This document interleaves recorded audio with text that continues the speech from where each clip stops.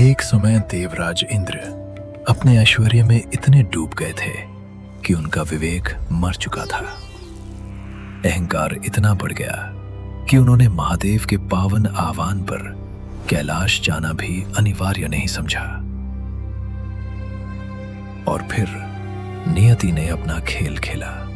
ऋषि दुर्वासा ने प्रसन्न होकर इंद्र को एक दिव्य पुष्पमाला दी, किंतु मद में चूर इंद्र ने उन्होंने उसे अपने हाथी के मस्तक पर रख दिया और हाथी ने उसे सूंड से खींचकर पैरों तले कुचल दिया।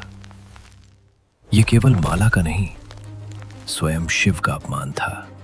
ऋषि दुर्वासा का क्रोध फूट पड़ा। इंद्र, तूने शक्ति के अहंकार में शिव प्रसाद का अपमान किया है। मैं तुझे श्राप देता हूं कि इसी क्षण से तू और तेरा स्वर्गलोक श्रीहीन हो जाएगा। श्राप के प्रभाव से देवगण निस्तेज हो गए। अवसर पाकर असुर राज बलि ने स्वर्ग पर धावा बोल दिया।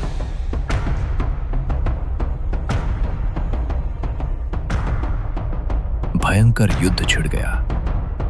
देवता हार रहे थे। स्वर्ग असुरों के अधीन होने ही वाला था।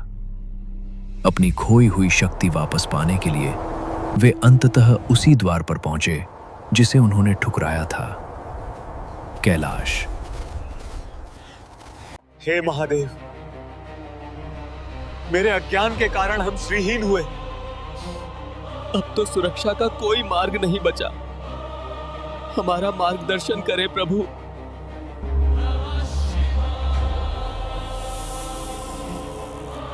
इंद्र, इसका एक ही उपाय है, समुद्र मंथन। क्षीर सागर की गहराइयों में अमृत छिपा है, उसे प्राप्त करो। किंतु स्मरण रहे, अमृत पाने के लिए तुम्हें अपने शत्रुओं असुरों की सहायता लेनी होगी। जाओ और असुरों के साथ संधि करो। महादेव की आज्ञा शिरोधार्य थी, लेकिन ये इंद्र के लिए विष पीने से कम नहीं था।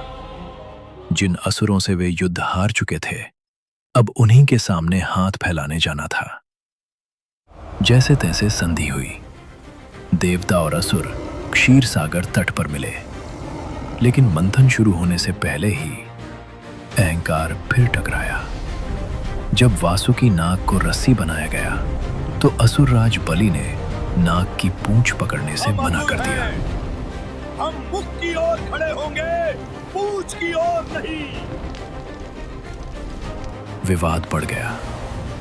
अंततः देवताओं ने अपनी कूटनीति से मौन रहकर वासुकी की पूंछ पकड़ी और असुरों ने अहंकार में मुख। उन्हें नहीं पता था कि मंथन के दौरान नाग के मुख से निकलने वाली विषैली सांसें उन्हें ही जलाएंगी। अंततः मंथन का शंखनाद हुआ।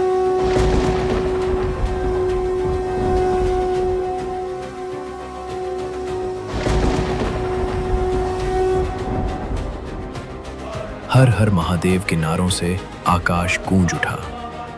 लेकिन जैसे ही पर्वत घूमा, एक भयंकर आपदा आ गई। आधार न होने के कारण विशाल मंदराचल पर्वत समुद्र की गहराइयों में डूबने लगा। देवताओं के चेहरे फिर पीले पड़ गए। लगा कि मंथन शुरू होने से पहले ही समाप्त हो जाएगा। तब पालनहार श्री हरि विष्णु ने कूर्म कछुए का विशाल रूप धारण किया। उन्होंने अपनी पीठ पर उस विशाल पर्वत का भार उठाया। जब आधार मजबूत हुआ, तब जाकर असली मंथन शुरू हुआ। हजारों वर्षों तक मंथन चला।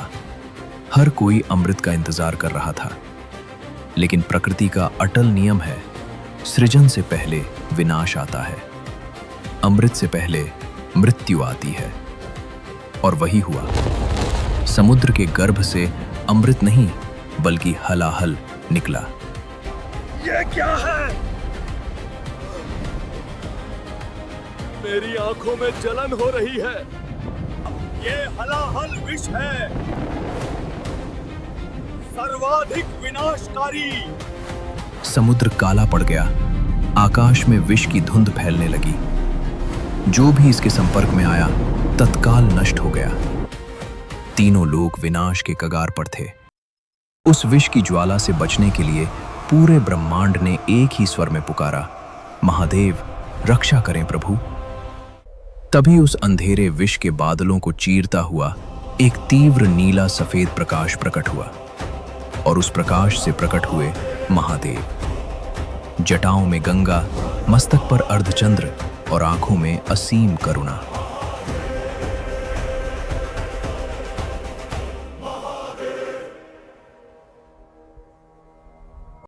महादेव ने देखा, यदि इस विष को रोका नहीं गया तो सृष्टि का अंत निश्चित है।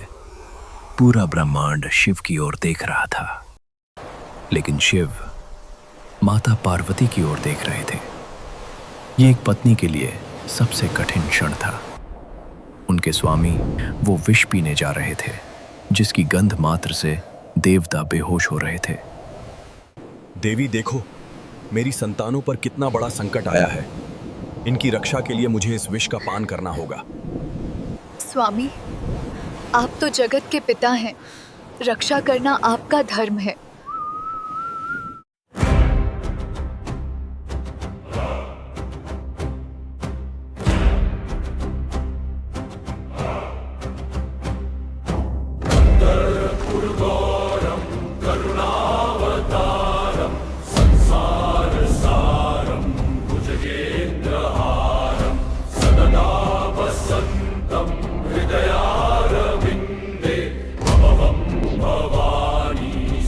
संसार की रक्षा हेतु महादेव ने उस कालकूट विष को अपने मुख में डाल लिया। जैसे ही विष गले में गया, अग्नि जलने लगी। तभी मां आदिशक्ति ने उस विष को उनके कंठ में ही रोक दिया। विष का प्रभाव वहीं थम गया, लेकिन उस भयानक जहर ने महादेव के गौर वर्ण गले को सदा के लिए गहरा नीला कर दिया। विनाश टल चुका था। महादेव की करुणा ने इंद्र के अहंकार को हरा दिया था। तब सृष्टि के रचयिता ब्रह्मा जी ने कहा, हे महादेव, आज आपने सृष्टि के लिए स्वयं के प्राणों को संकट में डाला। आज तक दुनिया आपको शिव, रुद्र और पशुपति के नाम से जानती थी, किंतु आज से युगों युगों तक ये संसार आपको नीलकंठ के नाम से पूजेगा। आपका ये नीला कंठ आपकी करुणा का प्रतीक होगा। मंथन फिर शुरू हुआ। अमृत प्राप्त हुआ, लेकिन इतिहास ने यही सीखा, अमृत पीने वाले को तो देव कहते हैं, लेकिन जो विष पीकर भी अजर अमर रहे, उसे ही महादेव कहते हैं। अगर आपको महादेव की यह गाथा पसंद आई हो तो इस वीडियो को लाइक अवश्य करें और सनातन धर्म की ऐसी ही अन्य दिव्य कथाओं से जुड़े रहने के लिए हमारे चैनल को सब्सक्राइब करना ना भूलें।